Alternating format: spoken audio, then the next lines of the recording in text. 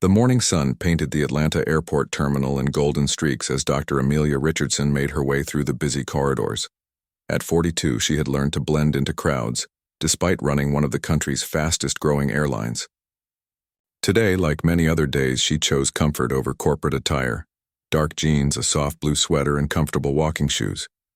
Her hair was pulled back in a simple ponytail, and she carried a worn leather laptop bag that had seen countless flights. Most people rushing past her had no idea they were walking alongside the CEO of Skyward Airlines. Amelia preferred it that way. Some of her best business insights came from these anonymous travels, watching how her employees treated passengers when they thought no executives were watching. She had built Skyward from a tiny charter service into a major carrier over the past 15 years. It started with one used plane and a dream to make air travel more accessible. Now, her airline flew to over 100 destinations, employed thousands of people, and was known for its customer service. But Amelia never forgot where she came from, or the struggles she faced as a young black woman trying to break into the aviation industry. The gate area buzzed with typical airport energy. Business travelers typed furiously on laptops while families corralled excited children.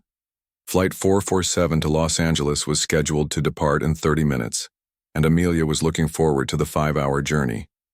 She had important meetings in LA, but first she wanted to review the quarterly reports that would determine her company's next expansion phase. When boarding began, Amelia waited patiently in the priority line. Her frequent flyer status and first-class ticket guaranteed her an early spot, but she never rushed. She observed everything: how the gate agents greeted passengers, whether the boarding process ran smoothly, and how her staff handled any problems that arose. "Welcome aboard," the flight attendant smiled as Amelia handed over her boarding pass. The young woman barely glanced at the document before waving her through. Nothing seemed unusual. Amelia found her seat, 2A, a window seat in the front row, of first class. She had specifically chosen this spot because it gave her a clear view of the galley and allowed her to observe the crew's interactions with passengers. She settled in, pulled out her laptop, and began reviewing spreadsheets filled with route performance data and customer satisfaction scores. The first-class cabin filled slowly. A businessman in an expensive suit took the seat across the aisle, immediately pulling out his phone for what sounded like an important call about stock prices. An elderly couple settled in behind Amelia, discussing their plans to visit grandchildren in California. Everyone seemed relaxed, settling in for what promised to be a routine flight. Captain Brian Mitchell appeared in the cabin doorway, scanning the area with practiced eyes. At 55, he had been flying for Skyward Airlines for 15 years, accumulating enough seniority to command the airline's most prestigious routes. His uniform was perfectly pressed, his gray hair neatly styled, and his bearing suggested someone who took his authority seriously. As he walked through first class, greeting familiar frequent flyers and checking overhead bins, his eyes stopped on Amelia. She was focused on her laptop screen, completely absorbed in a complex analysis of fuel costs and route profitability. To most observers, she appeared to be just another passenger preparing for the flight ahead. But something about her presence bothered Captain Mitchell. In his experience, first-class passengers usually fit a certain profile. They wore business suits or designer clothes, carried expensive briefcases, and spoke loudly about important deals. This woman looked too casual, too young, too different from what he expected in the premium cabin. He approached her seat with deliberate steps, his expression growing stern. "Excuse me, miss," he said, his voice carrying the authority of someone accustomed to being obeyed without question. Amelia looked up from her laptop, her expression polite but slightly puzzled. "Yes, Captain. I'm afraid there's been some kind of mistake with your seating," Captain Mitchell announced, loud enough for nearby passengers to hear. "You'll need to move to the economy section." The words hung in the air like a challenge. Amelia blinked, processing what she had just heard. Around them, conversations gradually quieted as other passengers began to notice the interaction. The businessman across the aisle lowered his phone, and the elderly couple behind her stopped talking about their grandchildren. "I'm sorry, but I don't understand," Amelia replied calmly, though her heart rate had increased. My boarding pass clearly shows seat 2A. She held up the document, which plainly displayed her seat assignment, frequent flyer number, and first class designation. Captain Mitchell barely glanced at the boarding pass. Sometimes the computer system makes errors, he said dismissively. These seats are reserved for our premium passengers. I'm sure you'll be much more comfortable in the main cabin. The implication was clear, even though he hadn't stated it directly.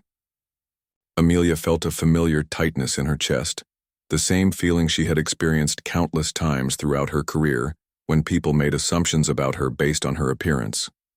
But she had learned long ago to respond to such situations with grace and determination, rather than anger.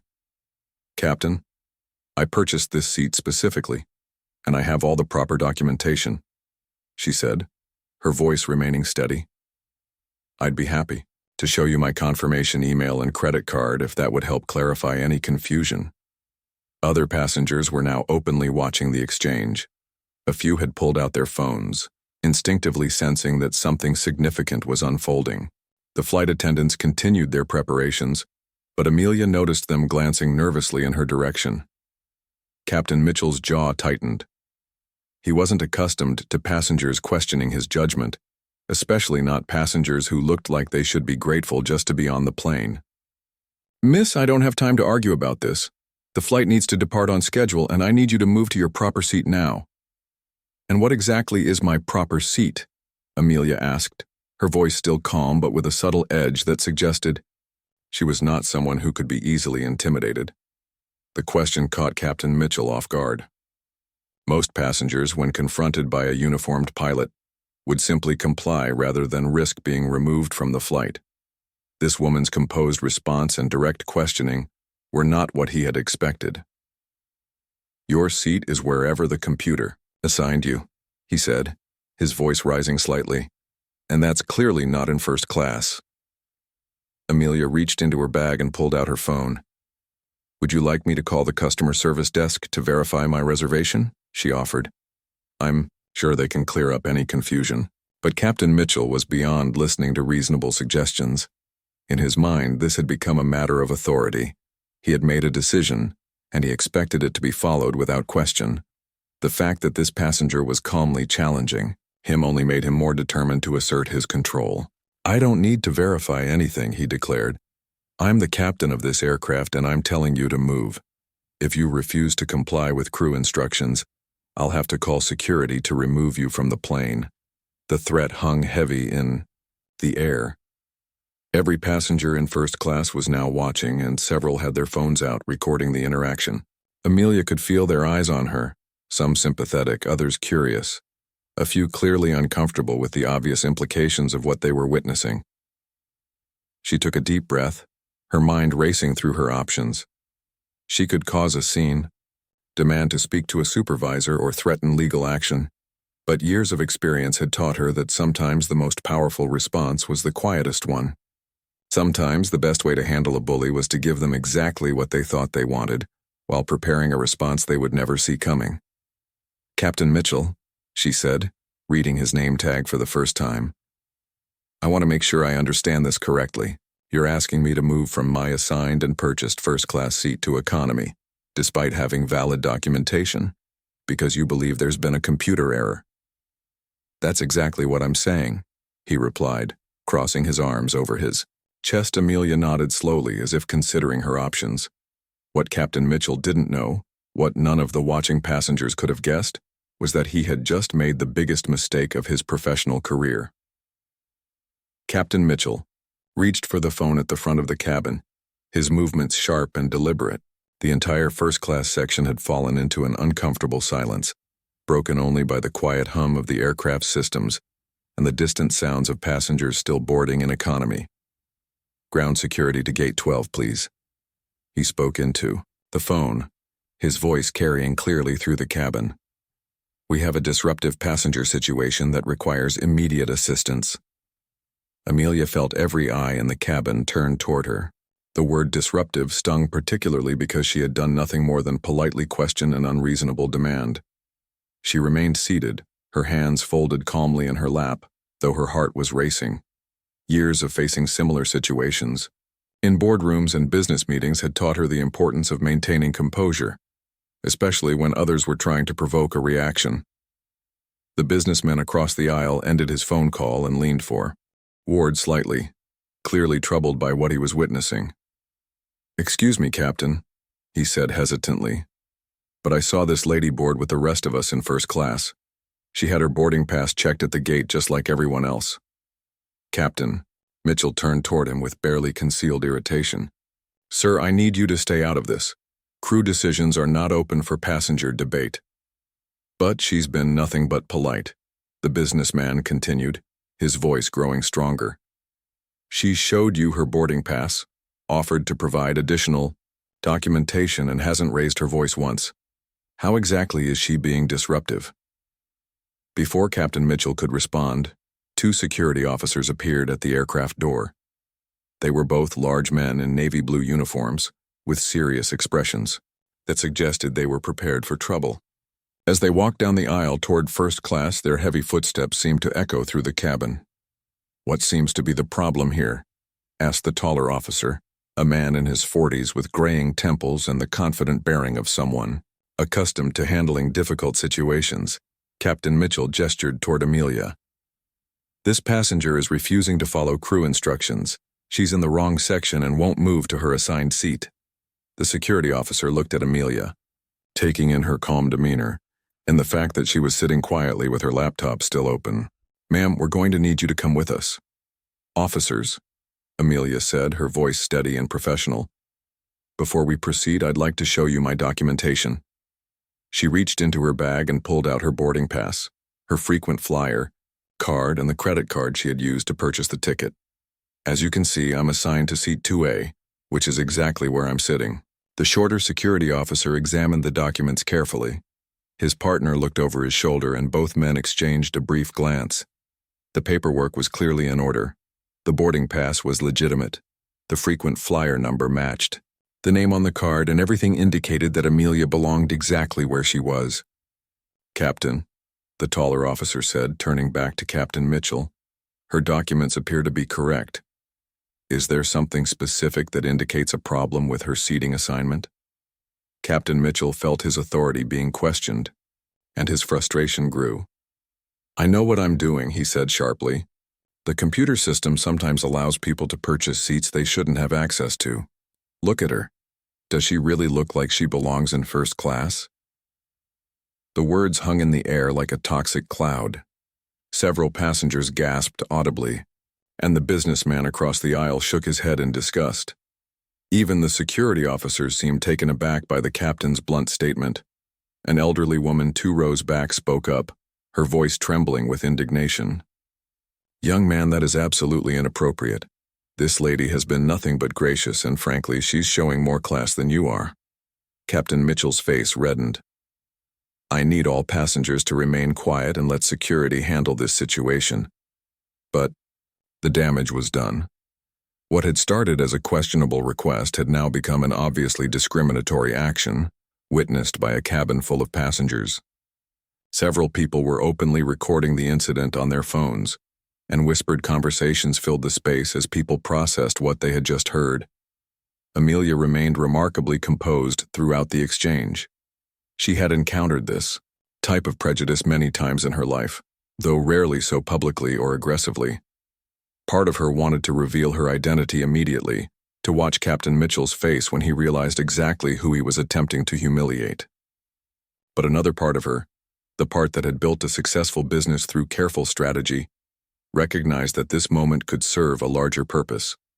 "Officers," she said quietly, "I understand you're just doing your job, but I hope you can see that I have legitimate documentation for this seat. I purchased it, I checked in properly, and I've done nothing to warrant removal from this aircraft." The security officers looked increasingly uncomfortable.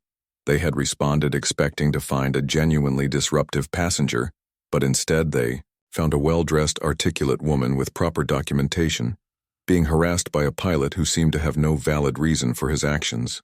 "Captain Mitchell," the taller officer said carefully, "without additional evidence of a seating error or disruptive behavior, we can't remove a passenger who has valid documentation." Captain Mitchell's authority was crumbling before his eyes. He had called security expecting them to simply follow his orders without question, but instead they were questioning his judgment. The passengers were clearly on Amelia's side, and his own crew members were avoiding eye contact, obviously embarrassed by the situation. "Fine," he said through gritted teeth. "If she wants to make this difficult, we'll do this the hard way. I'm calling the gate supervisor." He picked up the phone again, this time requesting that a supervisor come aboard immediately. The delay was now affecting the flight schedule, and passengers in economy were beginning to notice that something was wrong.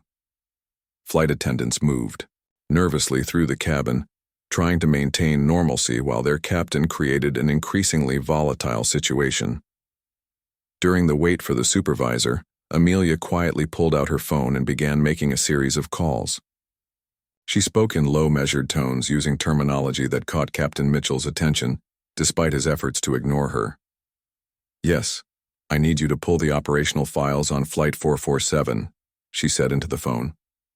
"I want a complete review of crew assignments, passenger manifest, and any irregularities reports from the past 6 months. Captain Mitchell frowned. Those were very specific aviation industry terms, not the kind of language a typical passenger would use. But he was too committed to his course of action to back down now. Amelia continued her conversations, referencing company policies by number and discussing fleet operational standards with an authority that seemed oddly familiar.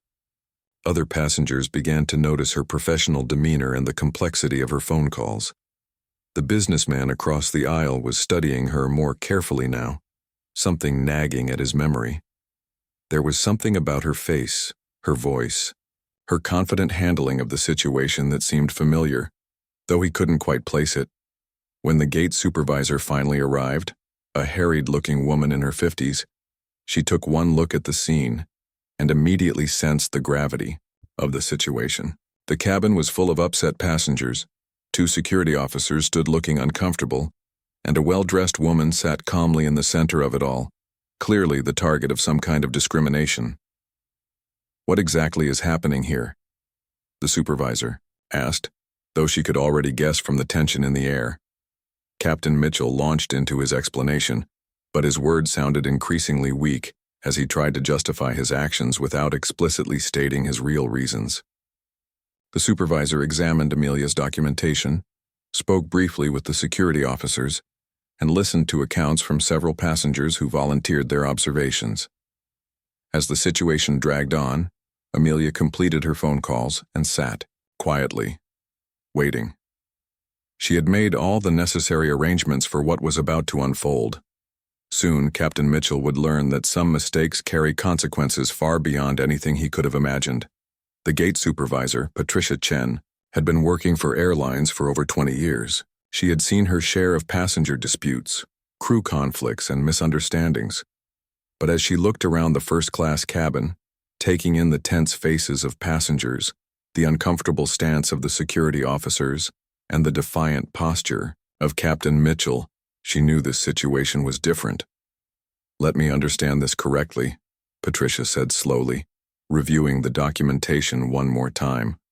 "Mrs. Richardson has a valid boarding pass for seat 2A, a frequent flyer card that matches her identification, and the credit card used to purchase the ticket. She checked in normally at the gate, boarded without incident, and has been sitting quietly in her assigned seat. Is that accurate?" "Yes, but," Captain Mitchell began. "And you want her removed because you believe there's been a computer error?" Patricia continued, cutting him off. "The system sometimes allows purchases that shouldn't be authorized," Captain Mitchell insisted, though his voice lacked the confidence it had carried earlier. Patricia had worked with Captain Mitchell before. He was known for being strict and demanding, but she had never seen him create a scene like this over a seating assignment. Something felt very wrong about the entire situation. Meanwhile, Amelia continued her phone conversations, her voice remaining calm and professional despite the chaos around her. Her next call was to someone she addressed simply as Robert. "Yes, I need you to implement Protocol 7 immediately," she said into her phone. "Full crew background review, passenger complaint history, and incident documentation for the past 12 months. I want everything on my desk by tomorrow morning." Captain Mitchell couldn't help but overhear fragments of her conversation. "Protocol 7? He had never heard of any passenger using such specific airline terminology. And why was she talking about crew reviews and incident documentation? Those were internal company procedures that typical passengers wouldn't know about. The businessman, across the aisle, was becoming increasingly agitated by what he was witnessing. "This is absolutely ridiculous," he said loudly. "I travel constantly for work and I've never seen anything like this. Captain, you should be ashamed of yourself." "Sir, I'm going to ask you one final time to stay out of this," Captain Mitchell snapped. "No, I won't stay out of it," the businessman replied, standing up. "I'm watching discrimination happen right in front of me, and I'm not going to sit quietly while it continues. This lady has done absolutely nothing wrong." His words seemed to give courage to other passengers. The elderly woman who had spoken earlier stood up as well. "He's absolutely right. This is disgraceful behavior, especially from someone in uniform." A younger man in the back of first class pulled out his business card and handed it to Amelia. "Ma'am, I'm an attorney. If you need legal representation after this incident, please don't hesitate to call me." Amelia accepted the card graciously. "Thank you for your kindness, but I think this situation is about to resolve itself." There was something about the way she said it, calm, confident, almost knowing, that made several passengers look at her more carefully. She wasn't acting like a victim. She wasn't angry or upset or demanding to speak to managers. Instead, she seemed to be orchestrating something, moving pieces on a board that only she could see. Her next phone call was to someone she called Director Williams. "I need you to review our discrimination policies and incident response protocols," she said. "Specifically, I want to know how many complaints we've received about crew behavior in the past year and how they were handled. Also, pull the employment files for Captain Brian Mitchell and cross-reference them with any passenger complaints." Captain Mitchell felt a chill run down his spine. How did she know his full name? It wasn't on his name tag. That only showed Captain Mitchell. And why was she talking about reviewing his employment files? Passengers didn't have access to that kind of information. Patricia, the supervisor, was also beginning to notice the unusual nature of Amelia's phone conversations. Most passengers, when facing removal from a flight, would be calling lawyers or family members or corporate travel departments. This woman was making calls that sounded like she was conducting some kind of internal investigation. "Ma'am," Patricia said carefully, "I couldn't help but notice your phone calls. Are you in the airline industry?" Amelia looked up from her phone with a slight smile. "You could say that." Captain Mitchell was becoming more agitated by the minute. The delay was now approaching 30 minutes, which would affect the flight's on-time performance and potentially cause problems with connecting flights in Los Angeles. Ground control was asking for updates, and he was struggling to explain why his aircraft was still at the gate.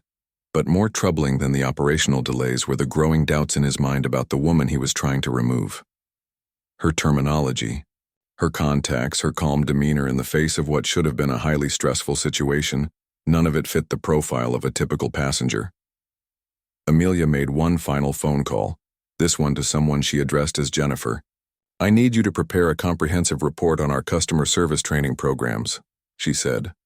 "Specifically, I want to know what we're teaching employees about unconscious bias and how to handle situations where they might make assumptions about passengers based on appearance. I also want a review of our hiring practices and diversity training requirements." The word "our" caught Captain Mitchell's attention immediately. Not the airline's training programs or their hiring practices. She was talking about these policies as if she had personal involvement in creating them. The pieces were starting to come together, but the picture they formed was so impossible that Captain Mitchell refused to believe it. There was no way this casually dressed woman could be anyone important within the airline industry. She was too young, too. Not what he expected someone in authority to look like.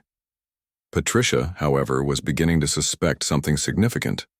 She had worked for several airlines over the years, and she recognized the language Amelia was using. These weren't the words of a regular passenger or even a frequent flyer. These were the conversations of someone with executive authority. "Mrs. Richardson," Patricia said carefully, "would you mind if I asked what company you work for?" Amelia closed her phone and looked directly at Patricia, then at Captain Mitchell, then at the watching passengers. "I work for Skyward Airlines." The simple statement sent shockwaves through the cabin. Several passengers gasped, and Captain Mitchell felt his stomach drop. But he still couldn't quite process what she was implying. In what capacity? Patricia asked, though she was beginning to suspect the answer. I'm responsible for overall operations, customer service standards, and employee conduct, Amelia replied calmly. Captain Mitchell's world was starting to crumble around him, but he was still in denial. That's impossible, he said. You're just a passenger trying to cause trouble. Amelia reached into her bag and pulled out a small leather wallet. From it, she extracted a business card and handed it to Patricia. The supervisor read it, and her face went completely white. The businessman across the aisle, who had been watching the entire exchange with growing fascination, suddenly snapped his fingers. Oh my God, he said loudly. You're Amelia Richardson. I saw you on the cover of Aviation Business Weekly last month. You're the CEO. The words hung in the air like a bomb that had just exploded. Every person in the first-class cabin, passengers, crew members, security officers, and especially Captain Mitchell, suddenly understood the magnitude of what had just transpired. The captain of a Skyward Airlines flight had just spent 45 minutes trying to remove the CEO of Skyward Airlines from her own airplane based solely on his assumptions about what a first-class passenger should look like.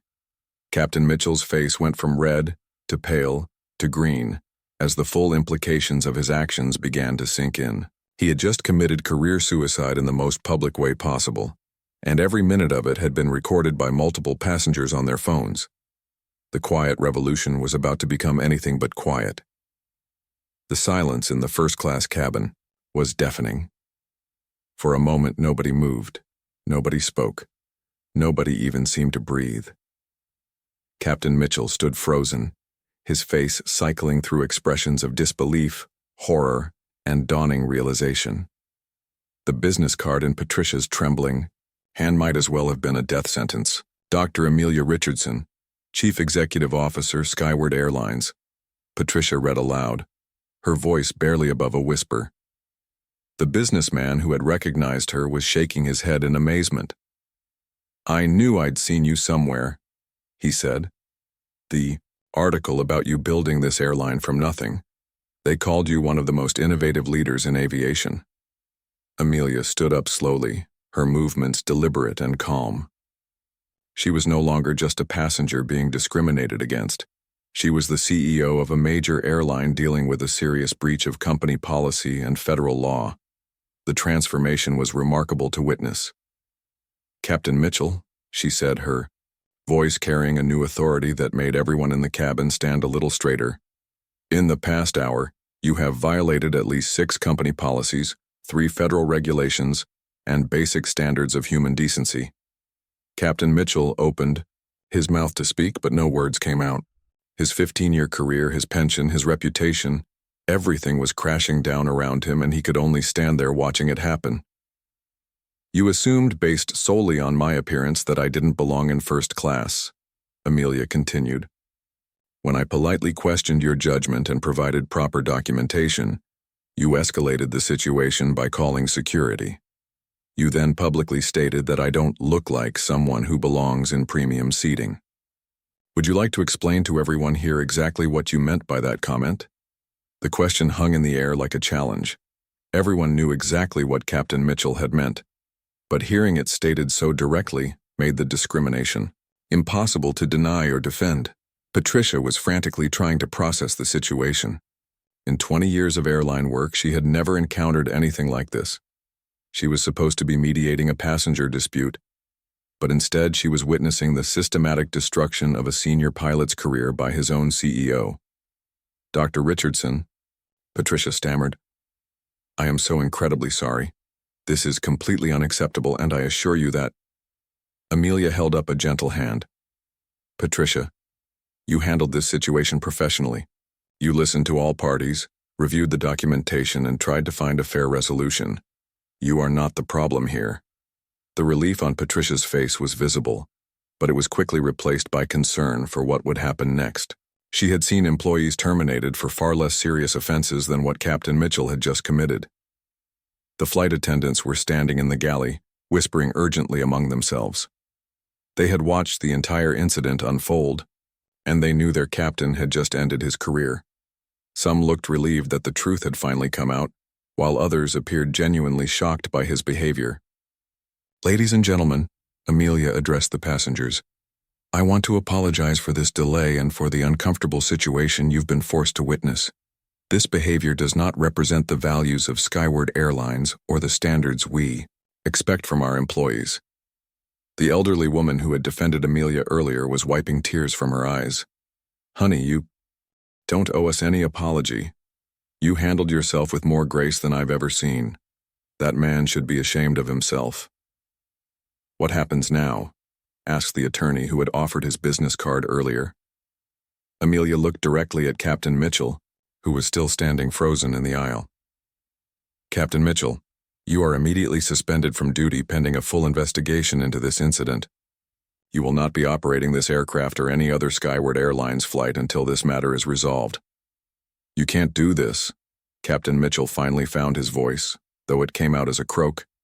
"I've been flying for this airline for 15 years. I have rights. I have a union." "You absolutely have rights," Amelia agreed. "You have the right to union representation during the investigation. You have the right to present your side of the story, but you do not have the right to discriminate against passengers or abuse your authority as a representative of this company." She turned to the security officers who had been standing awkwardly throughout the revelation. "Officers, I'll need statements from both of you regarding what you witnessed here today. Your observations will be important for the investigation." The taller security officer nodded. "Ma'am, we'd be happy to provide statements. For what it's worth, we could see that something wasn't right about this situation from the moment we arrived." Captain Mitchell was beginning to panic as the reality of his situation sank in. "This is all a misunderstanding," he said desperately. "I was just trying to maintain order on my aircraft. Sometimes passengers try to sneak into premium cabins." "And, Captain," Amelia interrupted, "I'm going to stop you right there. Every word you say is being recorded by multiple passengers, and it will become part of the investigation record. I strongly suggest you contact your union representative before making any more statements." The businessman across the aisle stood up and extended his hand to Amelia. "Dr. Richardson, I want you to know that I've never seen anyone handle a situation like this with such dignity and professionalism. Your company is lucky to have you as a leader." Other passengers began to voice their support as well.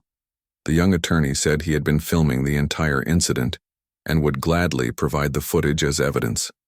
An older gentleman mentioned that he was a retired judge and would be happy to serve as a witness if needed. "Thank you all for your support," Amelia said. "But I want to be clear about something. This isn't about me personally. This is about the principle that every passenger, regardless of their appearance or background, deserves to be treated with respect and dignity. What happened here today was wrong, and it would have been just as wrong if it had happened to any other passenger." Patricia was on her radio, calling for a replacement pilot to take over the flight. The delay would be significant, but there was no way Captain Mitchell could continue in his role after what had transpired. "Dr. Richardson," Patricia said, "it's going to take at least 2 hours to get another captain here and complete the necessary paperwork. Would you prefer to take a different flight?" Amelia smiled for the first time since the incident began. "Actually, I think I'll stay with this flight. These passengers have been incredibly supportive, and I'd like to personally ensure they reach their destination safely." She turned to address the cabin again. "Due to this delay, Skyward Airlines will be providing full compensation to every passenger on this flight. Additionally, anyone who wishes to file a witness statement about what occurred here today will receive priority booking on future flights and an upgrade to first class on their next trip." The response was immediate and enthusiastic. Every passenger in first class volunteered to provide statements, and several mentioned they would be posting positive reviews about how the company handled the situation. As they waited for the replacement pilot, Amelia spent time talking with individual passengers, apologizing again for the incident and thanking them for their support. Her genuine concern for their experience and her gracious handling of an impossible situation impressed everyone who spoke with her. Captain Mitchell sat alone in the back corner of the gate area, making phone calls to his union representatives and trying to process what had just happened. His career was over and he knew it, But more than that, he was beginning to understand the full weight of his actions and the pain he had caused. The replacement pilot, Captain Rodriguez, arrived 90 minutes later. She was a 20-year veteran with an impeccable record and a reputation for treating everyone with respect. As she reviewed the situation with Patricia and prepared to take command of the aircraft, she couldn't help but shake her head at her colleague's spectacular downfall. "Some people never learn," she said quietly to Patricia. "In this business, you treat every passenger like they might be your boss because sometimes they actually are." 3 months later, Amelia sat in her corner office on the 32nd floor of Skyward Airlines headquarters, reviewing a report that would have been impossible to imagine before the incident on Flight 447. The numbers were remarkable. Customer satisfaction scores had reached an all-time high. Employee diversity training completion was at 100%. And most surprisingly, ticket sales had increased by 15% since the story went viral. The video footage from that day had spread across social media within hours of the flight's arrival in Los Angeles. Passengers had shared their recordings with news outlets, and the story of the CEO who faced discrimination with dignity had captured the public's imagination. Instead of damaging the airline's reputation, Amelia's response had strengthened it, beyond anything she could have planned. Her assistant knocked and entered with a stack of letters. "The morning mail," she said with a smile. "More thank you notes from passengers and job applications from pilots who want to work for a company with real values." Amelia had been receiving hundreds of letters every week since the incident. People shared their own stories of discrimination, thanked her for standing up with dignity, and praised the company for its response. Parents wrote to say they were using her example to teach their children about grace under pressure. Business leaders asked for advice on handling crisis situations. The investigation into Captain Mitchell's conduct had been thorough and swift. Review of his employment records revealed a pattern of complaints from passengers and crew members that had been overlooked or minimized by middle management. 3 other incidents of discriminatory behavior came to light, including a situation where he had questioned a young Latino man's right to sit in business class, and another where he had made inappropriate comments about a female passenger's appearance. Captain Mitchell was terminated within 2 weeks of the investigation's conclusion. The pilots' union had initially prepared to fight the dismissal, but after reviewing the evidence and witness statements, they declined to appeal. The discrimination was too clear, too well documented, and too publicly witnessed to defend. But Amelia's response went far beyond just firing one employee.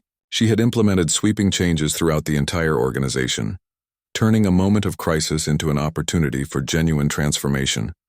Every Skyward Airlines employee now completed mandatory unconscious bias training twice a year.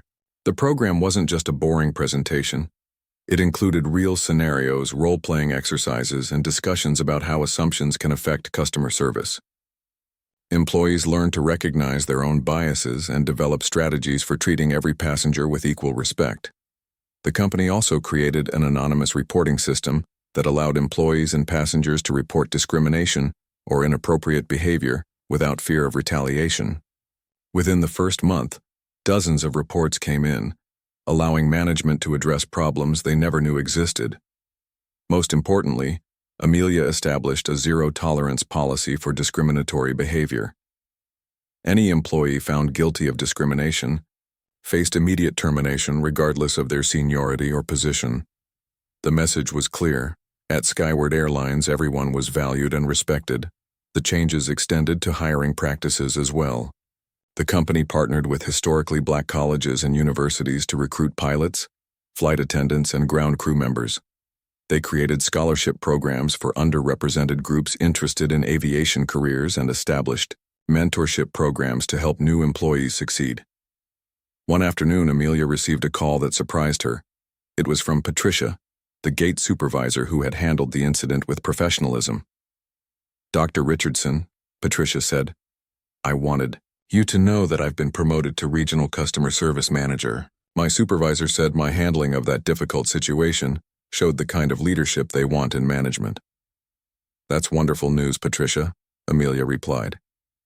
"You kept your composure and treated everyone fairly during a very challenging situation. You deserve the recognition." "I also wanted to tell you something else," Patricia continued. That day changed how I look at my job. I used to just follow procedures and try to avoid problems. Now I think about how my actions affect real people. You showed me what it means to turn a bad situation into something positive.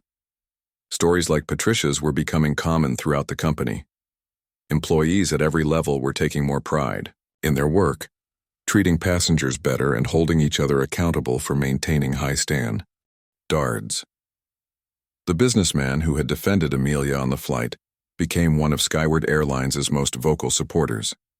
He switched all his company's corporate travel to the airline and frequently shared the story with colleagues. I saw real leadership that day, he would tell people. Not just in how she handled the discrimination, but in how she turned it into positive change for everyone. The attorney who had offered his business card never needed to get involved legally, but he became a regular passenger and often spoke about the incident in his diversity training seminars for law firms. I watched a masterclass in dignity under pressure, he would say. She could have created a scene, demanded immediate consequences, or threatened lawsuits. Instead, she responded strategically and made lasting changes that benefit everyone. Even Captain Rodriguez, who had taken over the flight that day, became an advocate for the new policies. She was promoted to chief pilot 6 months later and made diversity and inclusion training a centerpiece of the pilot development program. What happened that day was terrible, she often told new pilot trainees, but the response was inspiring. It showed that we can learn from our mistakes and become better people and better professionals. The scholarship program Amelia created became particularly close to her heart. Named the Dignity in Flight program, it provided full funding for flight training to students from underrepresented communities. The first class of scholarship recipients included 12 students, and their success stories were featured prominently in the company's annual report. One of the scholarship recipients, a young woman named Ashley from inner-city Detroit, wrote to Amelia, "Before this program, becoming a pilot seemed impossible. I never saw anyone who looked like me in the cockpit. Now I'm 6 months away from my commercial license, and I know I'll be flying for an airline that values who I am, as a person." But perhaps the most meaningful outcome was the effect on other airlines and companies. Amelia began receiving invitations to speak at industry conferences about diversity, inclusion, and crisis management. Her approach, responding to discrimination with systematic change rather than just punishment, became a model that other organizations adopted. "The incident on Flight 447 taught me something important," she said during a keynote speech at the International Aviation Leadership Conference. "We can't prevent every act of bias or discrimination, but we can control how we respond. We can choose to see these moments as opportunities to examine our systems, strengthen our values, and create positive change." The speech was met with a standing ovation, and within weeks, 3 major airlines had contacted Skyward to learn about their diversity training programs. A year after the incident, Amelia received an unexpected letter. It was from Captain Mitchell. He had spent months in counseling, working to understand his biases and the harm he had caused. He was now working as a flight instructor at a small regional training center, teaching new pilots not just how to fly, but how to treat everyone with respect. "Dr. Richardson," his letter read, "I destroyed my own career through ignorance and prejudice, but you turned my failure into something positive for thousands of people. I can never undo what I did, but I'm spending the rest of my career making sure new pilots understand that our job is to serve everyone equally. Thank you for showing me what real leadership looks like." Amelia kept the letter in her desk drawer, not as a trophy, but as a reminder that even in our worst moments, people can change and grow. The incident that could have been just another story of discrimination had become something much more powerful, a catalyst for transformation that rippled through an entire industry. As she looked out her office window at the planes taking off and landing at the airport below, Amelia smiled. Each aircraft carried hundreds of passengers from different backgrounds, different stories, different dreams. And now, thanks to changes born from one terrible moment, each passenger could expect to be treated with the dignity and respect that every human being deserves.